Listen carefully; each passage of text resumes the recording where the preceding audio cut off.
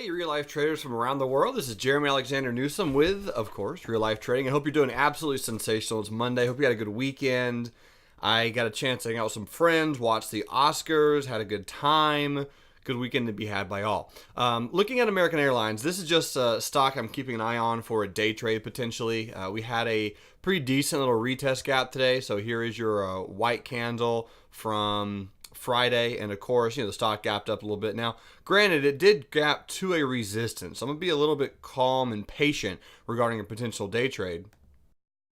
Break through the resistance. Here is the hourly chart. The hourly chart looks pretty clean, right? Got a nice little retest gap right there. Got a little bit of a pennant building up, and if we break through this little level at around 51.83 at some point today, I'd be much more bullish than bearish overall. Here's the 15-minute chart as well, and you can see nice little clear resistance right about there. And again, if we trade through there and kind of pop, I'll be keeping a very close eye on it. But there's a lot of good gaps today overall. Apple, of course, as you guys want, always looking at Apple, moved much higher today.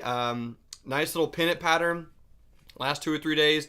Really good pop, and we had the 124, 125 bull put spread. That was a weekly spread that we did on weeklies Wednesday that expired worthless Friday, and all as well. Jay has 123 naked puts expiring this Friday as of now, and we'll be keeping a close eye on those, but doesn't look like anything will be happening. Ron McKee and Jay, and there's a bunch of other traders that have some put sales down here as well. So it looks like those are going to expire worthless, as the next target on Apple, 133.28, and at that particular point in time, expect a little bit of slowdown overall on Apple. But today was also a pretty decent gap.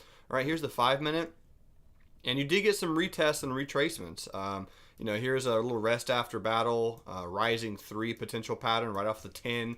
So Apple was a good move today as well, and we definitely want to keep an eye on. I like SPY. Today's candle, nice little inside day candle, lower volume. I'm not terrified by it by any means. I actually think, and I mentioned, I believe on Friday, that I'm giving a pretty high probable chance. Let's see, 1, 2, 3, 4, 5, 6, 7, 8.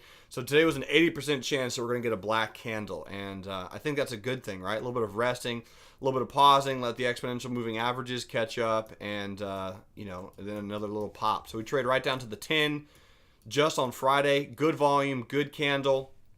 The edge is bullish, of course. Mitigate your risk and protect yourself. You can see the protective put right there, just in case we fall below that. I will be getting into some protection on the SPY. Here's your QQQs. Qs, again, need a little bit of a rest. We got triggered in back here at 104.62. Moved the protective put up to 106.05 to lock in some profits. Next target, 111.55 on the Qs.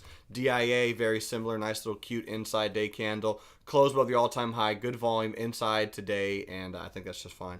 IWM, sideways. I love it. If we close above 122.55, that's an all-time high close.